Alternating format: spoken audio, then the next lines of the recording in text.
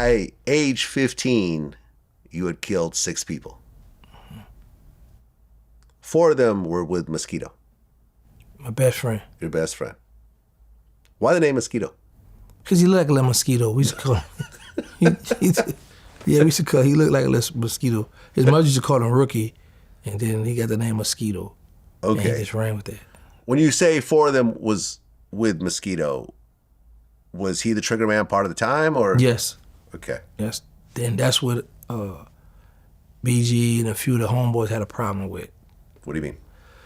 Because he was a trigger man most of the time too, because he loved to squeeze that trigger, and he's deceased, and they went and got some of the paperwork, and it was like, oh, he ratting on the dead. How they did that video. Who do you think was crazier, you or Mosquito? Mosquito. Really? I believe everybody I hung with was more crazy than me. Because all my life I've always been small and skinny. So I've never been the intimidating type of guy. So I've always been the one that could think, though. Before we run out there, hold on, let's put this together. I was always one of them. That's why I got a lot of respect from a lot of the OGs, a lot of the older people, because I just wasn't gonna just jump out there head first. You couldn't just tell me, look, go in the courtyard and go air all them out. Like, hold on, what's going on? How much money involved? Who getting what? Because I had been played before like that with Eric Maurice. What happened with Eric Maurice? I come home, broke out of juvenile jail, talking all this gangster talk again, like I always used to do. Want to impress the older, he wasn't that older than me, but he was a few years older than I was.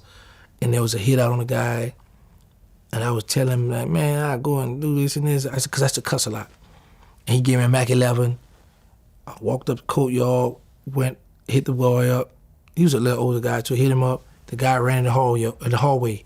I ran the hallway behind him. And when I went to stand over him, this pretty lady come out the door. Beautiful. And she's like, baby, don't kill him. I looked at her, looked at him, and I just ran out the hallway. A year later, when I got caught, I lied about my age and went to the adult jail. And I was on the 6th floor, he was on the 5th floor. And he was real loud, and a lot of deputies used to like him because he used to make them laugh and he used to talk a lot of smack. And this pretty deputy, she popped my door one day. She said, where you? I come out to the bar, she said, they call you Gangsta? I was like, yeah. She was like, all right. I'm like, what's up? She said, you can go back to your cell.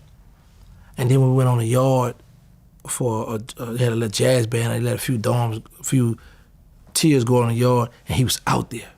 And my pot, he did 31 years, he's home now. He still called himself juvenile to this day. But I was like, but anyway, so he knew what to do, because I didn't really know how to do look. Because I just did a favor for my homeboy I was trying to impress.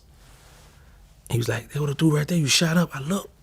And then he's across from like where you at, I'm over here against the wall, and the big guy standing up, and there's another guy, we both got green shirts on. So I'm reading his lips, he like, Lil Gangsta on the 6th floor, that's the one who shot me up, beat him up for me. So I look up, and the big dude like, I got you. So I'm thinking, well, I'm a little youngster. This dude might, all y'all around the same age, you, him, and this guy. So I'm thinking this guy who agreed to beat up Lil Gangsta, thinking it's him.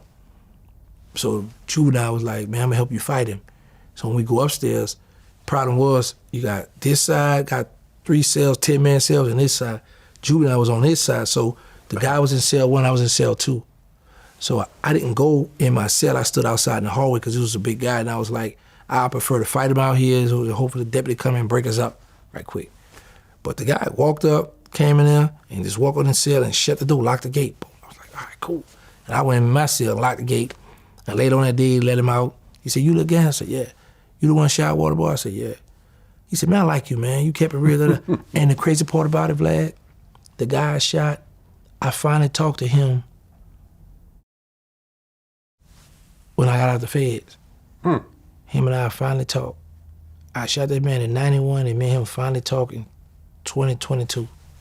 How'd that conversation go? He was one of the ones that I was coming home on some bull crap. He was like, man, I'm out the streets, I'm not in the streets, I don't want no problem. And it was a mediator, one of my homeboys I used to respect, called me, was like, man, I'm making a call, and I let him know, bro, you ain't on that foolishness no more. Y'all ain't with this, but he wanted to hear from you. Hey, what's up? We talked, and we was able to squash it. Do I trust him? No. But I think for me and the next man, that's why I stay my distance from everybody.